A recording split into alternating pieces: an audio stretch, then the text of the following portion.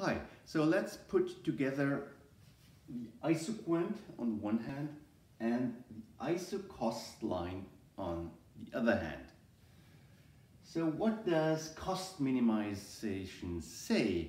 Well, firms want to maximize their profit, or in other words, minimize their costs to achieve a certain level of output. That's the general idea.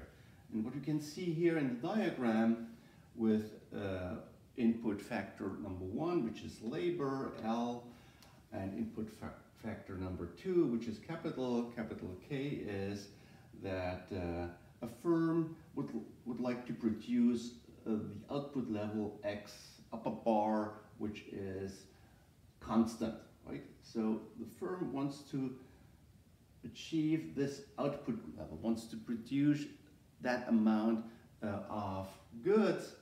And so what should the firm do?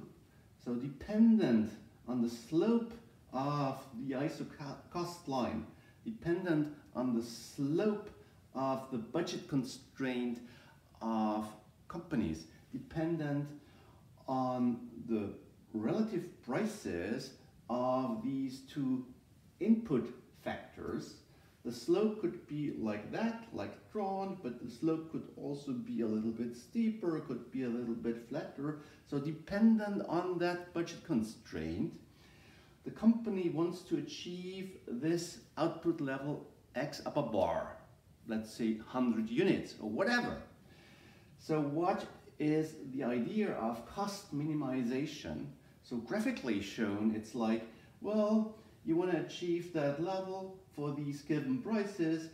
You have these different isocost lines. Let's say there's an isocost line up there, and then you search the optimal point, and you go down with your isocost line, and here, that's the isocost line, that's the minimal cost line where you can achieve this X upper bar. If you went down a little bit further, let's say until here, right? So assume now that the isocost line, so this should be a line, not a curve, of course. This isocost line would be like here.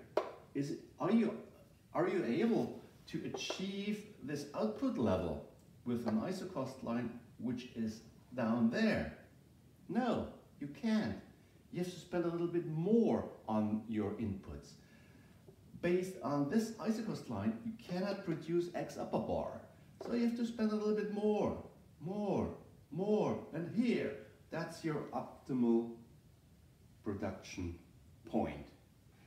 Assume now you choose an isocost line up here. Well, here you spend just too much for your inputs, labor and capital. So that's not optimal. You better go down, and up here, here's the optimal production.